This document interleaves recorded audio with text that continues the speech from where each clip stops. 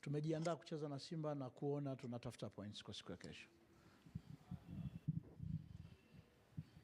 Tunacheza na Simba, wako nafasi ya pili na tunajua sisi tuko nafasi ya tatu kutoka chini. Tumejiandaa kucheza na Simba na tutacheza na Simba siku ya kesho kama ambavyo tumejiandaa. Maliza mchezo uliopita, kuna makosa tulifanya na kuna vitu vizuri tulifanya. Kwa upande wetu makosa tumeyafanyia masahisho, vitu vizuri tutavitunza. Tunacheza na timu bora na mechi itakuwa ni ya kimbinu zaidi na kiufundi zaidi. Vyote hivyo tumejiandaa navyo, tunasubiri kesho muda ufike tuweze kucheza na Simba pia. Wachezaji waliocheza mechi iliyopita na baadhi ambao wameshaanza mazoezi, kwa ujumla kwa wachezaji tuko nao kambini wote wako kwenye afya njema, tukiacha wale wanaendelea na mazoezi mepesi baada ya kutoka kwenye injury za muda mrefu.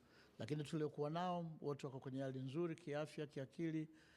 Nategemea tutakawapanga wataanza mchezo wetu kama ambavyo tutawaelekeza. Yeah, as I said, both teams have different ambitions for tomorrow. Obviously, whenever you play a team that's fighting for their survival, it's never easy. But it's important for us that our desire for success has to be higher than our opposition's desire to achieve their objective in the game tomorrow.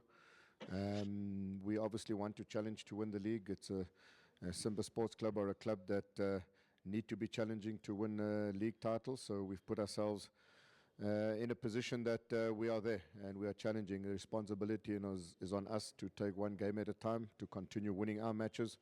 We don't have control over what others do in the league, but what we do have control is controlling our situation, and our situation is that we need to win tomorrow. And then obviously after that we look forward to a semi-final and then the next league games that are coming up. So yes, a congested period in the league, but we're used to that. We're used to playing every 3 days, so we're comfortable with that. We don't hide away. Kwa majina naitwa David Ambokile, team captain wa Mbeya City. Nipo hapa kuzungumza kwa niaba ya wachezaji.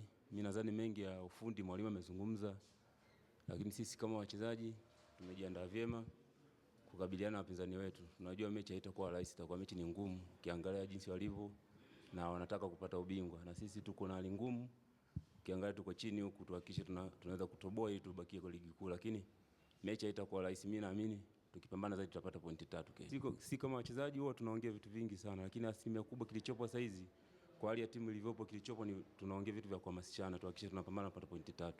Ukiangalia kuhusu pressure, pia pressure na sisi ipo. Ukiangalia sio kwa Mbeya City tu, even kwa Simba ukiangalia wanataka ubingwa na sisi tunataka kushuka huko, lakini na sisi tunapambana kuhakikisha tunabakia na wanapambana kuhakikisha wanapata ubingwa, lakini mechi haitakuwa rahisi kama nilivyosema. Kama kipindi hiki ukiangalia kipindi unachozungumza, kipindi hiki ni kigumu. Ni kama wachezaji tunavyojua hivi vitu lazima tuvipitie. Sio kwenye mpira tu, hivi ni kwenye maisha lazima upitie vitu vipindi hivi, lakini kwa sisi hapa kama tunajua kabisa ni kazi yetu, ni wanaume ambao tunajua kupambana, lazima tupitie vipindi, lakini lazima tupambane kuhakikisha tunatetea nembo ya Mbeya City. Mimi niwahakikishie tu kesho tutapata pointi 3. Kwanza najisikia furaha kurudi nyumbani tena, japokuwa sipo tena nipo kwenye kuipambania timu yangu, lakini furaha itakuwa zaidi endapo tutapata matokeo ya ushindi.